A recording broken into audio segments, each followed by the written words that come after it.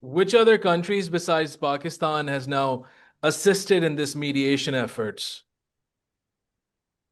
No, but the point is this, that Pakistan was the main player from day one. It's not about assisting. The details of the agreement is one thing.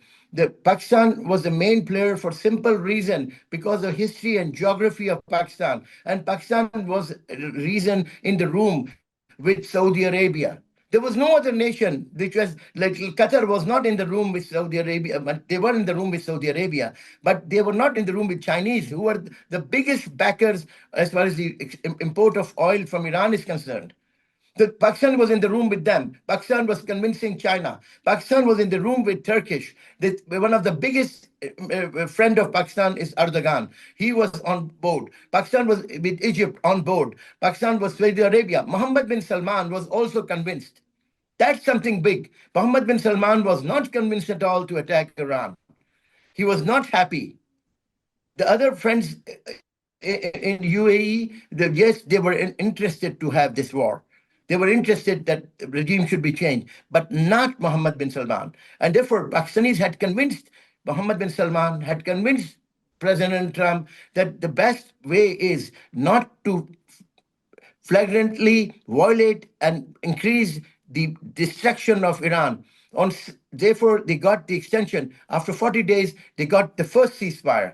And then the ceasefire was ending on 7th of April, if you remember. I was in New York, and then everybody was thinking, our Kuwaiti friends and Saudi friends were saying, but in 2 o'clock in the night, the war will start. And that was the time. At 4 o'clock in the afternoon, at New York time, I remember the tweet, or 3 o'clock in the afternoon, the tweet came from X came from Prime Minister Shahbaz Sharif requesting President Trump that please delay this, requesting that give them time. They are negotiating. He got an extension. That extension, in my opinion, was the first extension. And after that, war remained subsided. There were the attacks that were happening every day. Since 7th April, they were far and few. Maybe some 10, 20 attacks had happened. But at the end of the day, that day, the market rallied.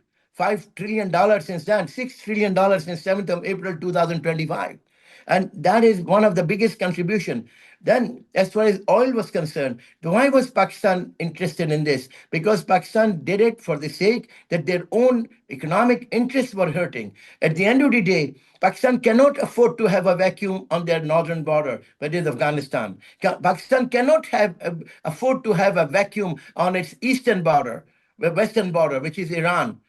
Pakistan cannot, there are two theocracies, one of the utmost clearly defined theocracies in the Islamic world, Qum and Kandahar. How much they are from Quetta? Equal distance from Quetta. I have flown over it. I've been to Qum, I've been to Kandahar. And basically, I've seen it that these two places are the center of the. Habatullah lives in Kandahar. Ayatollah Khomeini used to live, and Khamenei used to live in Qum. His grave is in Qum, is a holy place for them. So these two capitals, you are right in the center of it with Khyber Pass on it. And you want to say why Pakistan is doing something? When you have been neutral all your life. What is the issue? Who else could have been there? So as far as the geographical and historical relevance is concerned, and as far as the history of war is concerned, in last 79, Pakistan has been part of those that strategic history. Who is working with the Central Command? General Kurilla, when he told President Trump came in.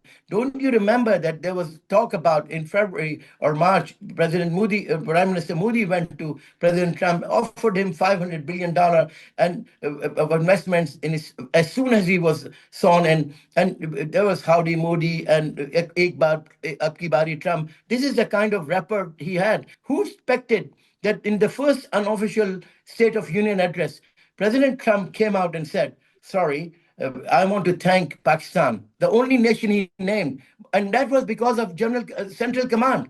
What Indians don't seem to understand, the pundits, Vijay Goria and Arnab Goswami, and except Parveen Shani, I think he's a reasonable man. He understands. He does not underestimate Pakistan's ability.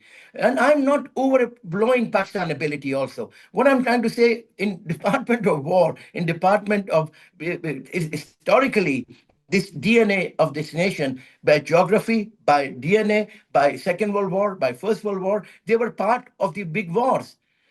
Out of 2.5 million people who took part in the Second World War, go and see the War Museum behind Chelsea Flower, and you will find that in this British War Museum, you'll find 2.5 million South Asians took part. 40% of those people, 2.5 million, are from the districts which are from the martial districts. People think it's nonsense. Go and see it. If you go on Buckingham Palace, there are gates. There is Indian and Pakistan. So disproportionate number of Pakistanis have been involved in war, not out of reasons because there was no water.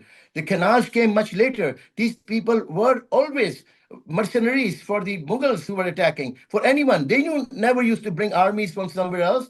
They used to take these people along, and they were part, and these Khan Bahadurs and these so many people, who are they? They were the people who used to provide the armies to the Raj, armies to the Mughals, army to everybody else.